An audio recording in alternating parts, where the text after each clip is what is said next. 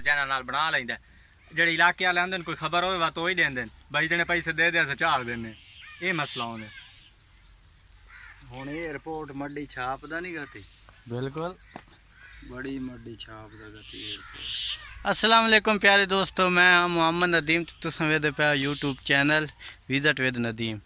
अज असां नवीं वीडियो दे नाल तुहाडे कोल हाज़र होए। आपदे इलाके च वेख लो मक्की नूं भाईजान किश लगदी पई मैनूं नहीं पता इस चीज़ दवाई लगदी पई किश वास्ते ये कीड़ी वास्ते जहर पाई जा रही। अच्छा समझ ला कि बंदे जहर पाओ तो बंदा खत्म हो वेंदे इवें कीड़ी नूं फस जांदा भाई। और ये तो जानदे हो इन्हां नूं ते भाईजान अस्सलाम वालेकुम। वालेकुम अस्सलाम भाईजान क्या हाल है? ठीक अल्हम्दुलिल्लाह ठीक ठाक। और सुनाओ? ठीक ठाक। कोई गल सुना दो मक्की दे बारे या कहीं फसल दे बारे।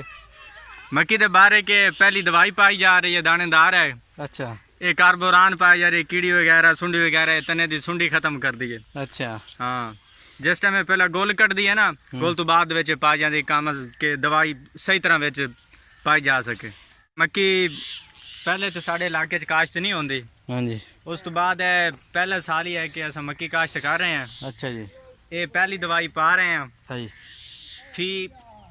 फी एकड़ नू 8 किलोग्राम ये पाई जाती है। हाँ सही। जिस टाइम पहला गोल कट दी है उस टाइम दवाई पाई जाती है। उस तो बाद फी एकड़ नू एक बोरी DAP पा के उस तो बाद जिस टाइम गोल बन जाता है उस टाइम दवाई पाई जाती है। सही। उस तो बाद कम अज कम 3 ਤੋਂ 4 फुट जिस टाइम कद हो जाता है। सही। उस तो बाद पानी की कमी ना हो। उस तो बाद दवाई पा के ये जहर ये तने दियां सुंडियां मक्खी कीड़ी तो ये परहेज कर दी है।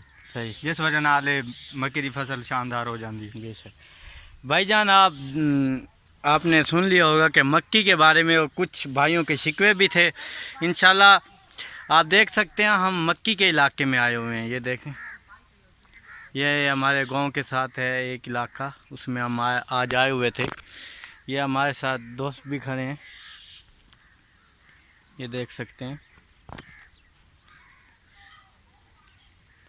इंशाल्लाह अगर हमारी वीडियो आपको अच्छी लगी हो तो लाइक ज़रूर करना और हमारे चैनल को सब्सक्राइब भी ज़रूर करना, साथ बेल आइकन को भी दबा देना, क्योंकि नई वीडियो आती रहेगी तो आपको नोटिफिकेशन मिलता रहेगा। इसके साथ अगली वीडियो के लिए हमें दीजिए इजाज़त। अल्लाह हाफ़िज़।